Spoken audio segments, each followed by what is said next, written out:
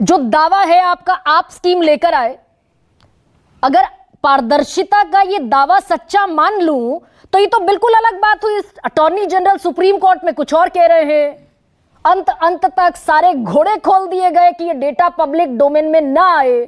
तो कौन सी पारदर्शिता की दुहाई दे रहे हैं आप? गरिमा जी, हमें इस इलेक्टोरल बॉन्ड को एक ऐतिहासिक परिप्रेक्ष्य में और वर्तमान स्थिति में और आगे बढ़ने में हम कैसे इलेक्टोरल रिफॉर्म्स को देंगे, इन तीनों को देखना पड़ेगा, तब जाके इस चीज को समझेंगे। आपने कहा था मैं सरल हूं, लेकिन और चार्टर्ड अकाउंटेंट भी हूं और इकोनॉमिक्स को अच्छी तरह समझता हूं। मुझे 25 साल हो गए राजनीति जी। तो देखिए, मैं स्पष्ट आपको बता दूं, प्रधानमंत्री जी ने कहा वो महत्वपूर्ण बात यह है कि ये जब इलेक्टोरल बॉन्ड आए थे उसके पहले भी देश में जिस तरह से इलेक्शन होते थे उसमें बहुत बड़ा खर्चा होता था और उस खर्चे को बिना पारदर्शी तरीके से कैश के अंतर्गत वो होता था। यह सच्चाई को हमने एक्सेप्ट करना चाहिए। अगर इस सच्चाई को एक्सेप्ट नहीं करते तो फिर बेकार का है ये सारा डिबेट। पहले खर्चा होता था, वह देने वाला कैश में देता था, लेने वाले पॉलिटिकल पार्टी कैश में लेते थे और कोई ऑडिट ट्रेल किसी तरह की नहीं थी। उसके बाद हम जब पॉलिटिक्स में आए, यह बात हमारे ध्यान में आई और सभी के ध्यान में, केवल हमारे नहीं, इलेक्शन कमीशन भी कह रहा था कि जो मनी पावर है पॉलिटिकल पार्टीज का, इसका एक कुछ ना कुछ एक रिफॉर्म के रूप में आना चाहिए। तो पहले 30,000 रुपए कैश में लेना अलाउड था, हम लोगों ने उसको 2,000 रुपए तक ही रिसीवित कर दिया। 2,000 से ऊपर कैश डोनेशन नहीं ले सकते। ठीक है। हर पार्टी को इनकम टैक्स रिटर्न टाइमली जमा करनी पड़ेगी, नहीं तो उनका एग्जम्पशन खत्म हो जाएगा। गोपाल जी, मेरी इस बात से एक सेकंड, मैं छोटा सा इंटरवेंशन कर रही हूँ। मेरी इस बात से तो आप भी सहमत होंगे कि ये डिबेट इस पर नहीं है, ये डिबेट इस पर नहीं है कि पहले क्या होता था बाद में क्या होता था। मैं तो ये पूछ रही हूँ आपसे कि आखिर तक सुप्रीम कोर्ट में चाहते तो आप भी नहीं थे ना, आप नहीं चाहते थे कि डोनर का नाम सार्वजनिक हो। सुप्रीम कोर्ट ने डंडा चलाया, सुप्रीम कोर्ट ने कहा कि सूचना के अधिकार का उल्लंघन कर रहे हैं आप, राइट टू इंफॉर्मेशन इस देश में एग्जिस्ट करता है। एसबीआई ने अंत तक कहा कि 30 जून तक लटका दीजिए, डेटा नहीं है हमारे पास।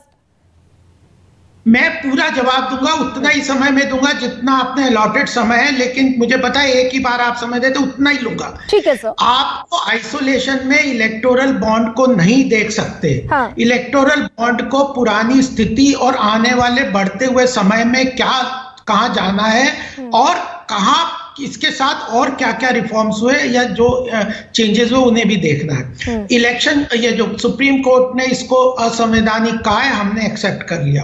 अब प्रधानमंत्री जी से जब चर्चा हुई तो उन्होंने इसका एक महत्वपूर्ण पक्ष ये रखा है सबके सामने, ये नहीं कह रहे कि इलेक्टोरल बॉन्ड ले आएंगे, ये नहीं कहे, उन्होंने कहा कि उस समय की स्थिति को देखते हुए एक ऑडिट ट्रेल स्टैब्लिश करने का। इलेक्टोरल बॉन्ड में क्या है, खरीदने वाला अपने व्हाइट मनी से, अकाउंटेड मनी से वो इलेक्टोरल बॉन्ड खरीदता है और जो पार्टी, पॉलिटिकल पार्टी जिसको इलेक्टोरल बॉन्ड का पैसा मिलता है वो बैंक में अपने खाते में उस पैसे को जमा करता है।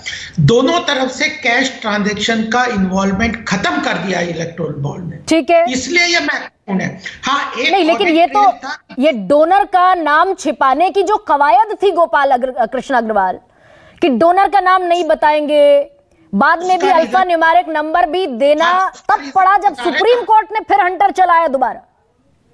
तो आपको अब प्रधानमंत्री जी ने दूसरी बात क्या कही कि इसमें अपोजिशन को सबसे ज्यादा, जब अरुण जेटली जी ये लाए थे, फाइनेंस मंत्री थे, मैं उनके साथ काम करता था, हम उस वक्त का स्टेटमेंट में उद्धृत कर रहे थे, उन्होंने कहा कि अपोजिशन को डोनेशन देने में कॉर्पोरेट और इंडिविजुअल डरते हैं चेक के थ्रू, कैश में देते हैं, क्योंकि चेक से देने में उनको लगता है कि जो रूलिंग पार्टी है उसको जैसे ही पता चलेगा इस कॉर्पोरेट ने, इस व्यक्ति ने इस अपोजिशन पार्टी को दिया, उनके अगेंस्ट विंडिक्टिव पॉलिटिक्स कर सकते हैं। इसलिए उन्होंने कहा कि हम एक बियरर बॉन्ड, तो इंदिरा गांधी कई बार लेके आई थी, बियरर बॉन्ड इनकम टैक्स में भी लाई थी। बियरर बॉन्ड का एक पर्पस है, ग्लोबली बियरर बॉन्ड लाए जाते हैं जब आइडेंटिटी पब्लिक में आने के कारण उस डर से कई लोग ब्लैक मनी कैश में ट्रांजैक्शन करने लगते हैं, तो बियरर बॉन्ड। तो गोपाल जी, इतने बड़े बड़े सरकारी वकील, अटॉर्नी जनरल, सॉलिसिटर जनरल, आप जैसा अर्थशास्त्री,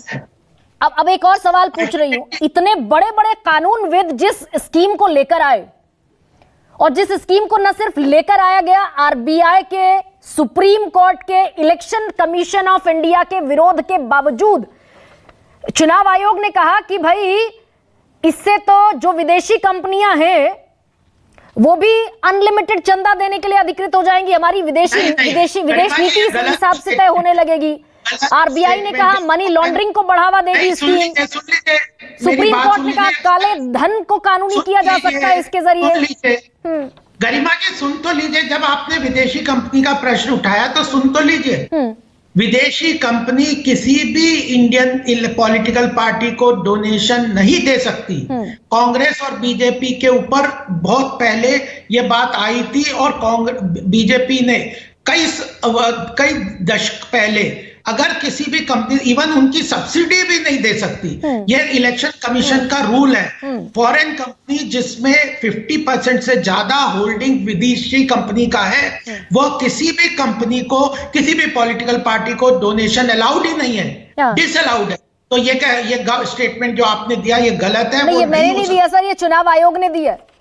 ये तीनों का स्टेटमेंट है, आप भी इसको गूगल कर सकते हैं। अच्छा गोपाल जी, जिस समय आप ये स्कीम लेकर आ रहे थे, हमारे इलेक्शन कमीशन के रूल्स के अनुसार विदेशी कंपनियां जिसमें 50% से ज्यादा फॉरेन होल्डिंग है, इवन उनकी सब्सिडीज भी किसी पॉलिटिकल पार्टीज को डोनेशन नहीं दे सकती, इल्लीगल है। अगर आप एक भी बताएंगे तो उस पॉलिटिकल पार्टी का वो रजिस्ट्रेशन कैंसिल हो सकता है। ये मैं आपको यहाँ पे आपके नेशनल चैनल पे बोल रहा हूँ, राष्ट्रीय प्रवक्ता हूँ, मैं चार्टर्ड अकाउंटेंट भी हूँ, सब समझता हूँ। तो इसलिए कुछ क्या है कि जब हम चर्चा करते हैं ना, कई चीजों को घालमेल कर देते हैं। हम कह रहे हैं कि अल्टीमेट ब्लैक मनी को खत्म नहीं कर रहा इलेक्शन कमीशन, इलेक्टोरल बॉन्ड, लेकिन एक स्टेप था एक तरीके से लेवल प्लेइंग फील्ड करे को सोचन।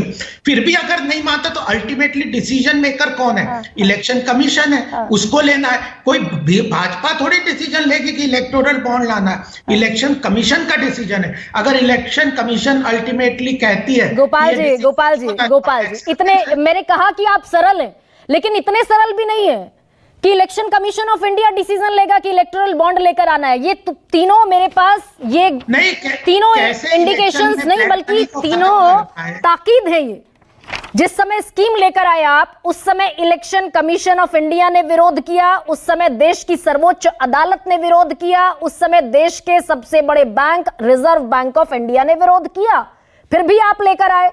नोटिफाई आपने किया, संसद में पारित आपने किया इस स्कीम को।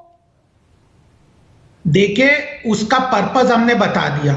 एक देश में आगे बढ़ने के लिए इलेक्शन में कैश कंपोनेंट को कम करने के लिए डिसीजन लिया था, वह आप उसको एक्सेप्ट कर। हमने स्पष्ट सरलता से बताइए क्या कारण था। अगर आपको वो लगता है, देश को लगता है कि वह नहीं था, तो ऑल्टरनेटिव इलेक्शन कमीशन बताए कैश कंपोनेंट क्या इलेक्शन में कम नहीं हुआ इलेक्टोरल बॉन्ड के बाद। लेकिन कैश कंपोनेंट कम हो गया, लेकिन गोपाल जी पहले ठीक है, मैंने मान लिया कैश कंपोनेंट कम हुआ, लेकिन ये भी तो भ्रष्टाचार मानेंगे आप इसको, या आप खारिज कर देंगे ये भ्रष्टाचार नहीं है? जब शेल कंपनी 21 करोड़ की आमदनी वाली शेल कंपनी 184 करोड़ का इलेक्टोरल बॉन्ड खरीद रही है, यानी कि देश में फर्जी कंपनियां काम कर रही हैं। 40-42 कंपनियां ऐसी हैं जिनके खिलाफ आपकी जांच एजेंसी रेड डालती है, चार्जशीट दाखिल करती है, वो इलेक्टोरल बॉन्ड खरीद लेती हैं। भ्रष्टाचार है कि नहीं? तो मैं गरिमा जी कांग्रेस और अपोजिशन से, टीएमसी के प्रवक्ताओं से पूछना चाहता हूं कि वो 2000 करोड़ क्या उन्होंने इसी कारण लिए थे? धंधा लो चंदा लो, चंदा दो धंधा लो। कांग्रेस जो एक्सेप्ट कर रही है कि इसीलिए ये बॉन्ड थी, तो वो तो एक्सेप्ट करे कि हमने तो यही किया है। बीजेपी पे तो आरोप लगा रहे हैं, लेकिन कांग्रेस, लेकिन गोपाल जी अगर वो 2000 करोड़ का चंदा लो धंधा लो स्वीकार कर लेते हैं, तो आप 8000 करोड़ का चंदा दो धंधा लो स्वीकार कर लेंगे? नहीं, हम नहीं कर रहे। हम तो कह रहे हैं कि हमने ऐसा नहीं किया। कांग्रेस कह रही है कि ये स्कीम इसलिए, तो वो तो एक्सेप्ट करे ना। वो जो, अगर मैं आपको कोई सलाह दे रहा हूं, आपके ऊपर कोई इल्जाम लगा रहा हूं, तो सबसे पहले तो मैं तो एक्सेप्ट करूंगा ना कि मैं तो यही कर रहा हूं। ठीक है, कांग्रेस बताए कि उन्होंने चंदा दो और धंधा लो का स्कीम अप्लाई किया क्या? वो तो